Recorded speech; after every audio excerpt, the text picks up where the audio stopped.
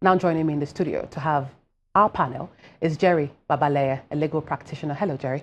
Good evening. Thank you for joining us. Yeah, I believe you've been following up on those conversations. very They much. target the known gunmen parley. Yeah. Now, pushing past the whole rhetoric, Right. and that whole gathering, and moving to action, what do you think, as a lawyer, are the legal reforms, concrete legal reforms that the NBA must push to ensure that the security gaps that were exposed during this plenary are actually fixed?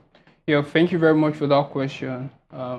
I think one of the major roles the NBA can play as a pressure group in Nigeria is that of accountability and pressuring accountability on the part of the government, which encompasses the executive and the legislative arm, because these are the people empowered. The executive, for example, are empowered to provide for the military, the police, provide the funding needed to pursue security architecture. The legislative are also empowered to serve as check and balance on the executive. And it appears that those people are not really doing their work, to be honest, because, if we still have a lot of insecurity cases in the country, it means there is a lacuna in effective, work doing. And one of the ways the NBA can come in is to actually pressure them to do their job. I would look forward to the incoming NBA president on setting up maybe a subcommittee on security. I think we have that already, but I think it's not so effective.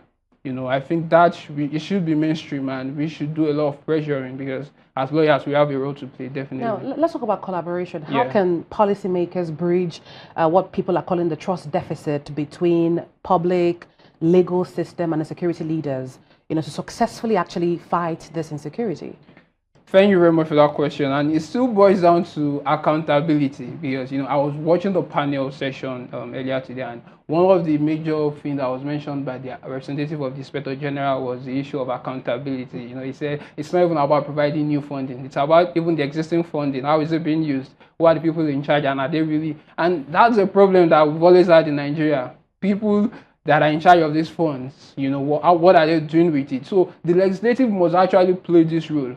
How are the money apportioned to the Nigerian police, for example, how is it being spent? What is the wage of a police officer in the country? What is the welfare package? What is the retirement package? This is important. If you want to put someone out there to fight, to protect a country, you must actually pay him well. You must remunerate him well, encourage him. And if that is not, there's a lot of things can go wrong. Even the bandits can bribe him and give him something bigger than what the government is offering him. So that the legislative has to play that role of pressuring the executive, make sure the money is spent well. And it's funny you mentioned that, because the IGP was represented at this panel. We had representative of the DSS as well. Yes. So all of the main people were there to answer the question of accountability. Yes. So if they are calling for accountability, aren't they the ones that we're supposed to hold accountable? Yeah. Right. True. So now, you watching that, what would you have to say to that, especially him saying that as the IGP, especially being the one that's supposed to be held accountable? Right. And I think, once again, that's a place where reform comes in, just like you mentioned. There's a need for reform, especially when we're talking about security in Nigeria. We used to have the Nigeria Police Commission. We need to ask ourselves questions like, how effective is that body? Have they not also been corrupted? Who are the people in charge? What are they doing?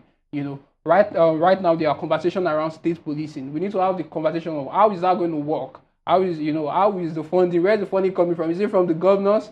Whom we know how they are. Okay. So those are the issues. I need to get your thoughts on another matter before we do let you go. Aside from the NBA conference happening, the IGP, Inspector General of Police, recently called for a crackdown on violent mob, and talking about that vigilantes should not execute people. And now he said that no community, no vigilante group has the authority to arrest or even try anyone. But given that in many communities in Nigeria, many of them rely on these groups that was mentioned due to the shortage of formal police, how would this directive affect the operations?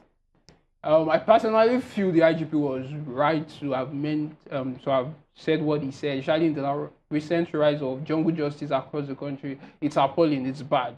Only the police has the constitutional power to try and prosecute criminal offenses in the country. The vigilantes bodies might be helpful in identifying the suspects, but they should hand them over to the police. Their work stops at identifying and handing over to the police. They have no constitutional power to try or to punish or to no one has given them that power. So we must have that in mind. Vigilantes are good, especially in the recent, of course, inability of the police, but they have restrictions, and we must stick to that restriction. If not, we can have a society that nobody wants to live in, where everyone wants to kill everyone because, vigilante or not.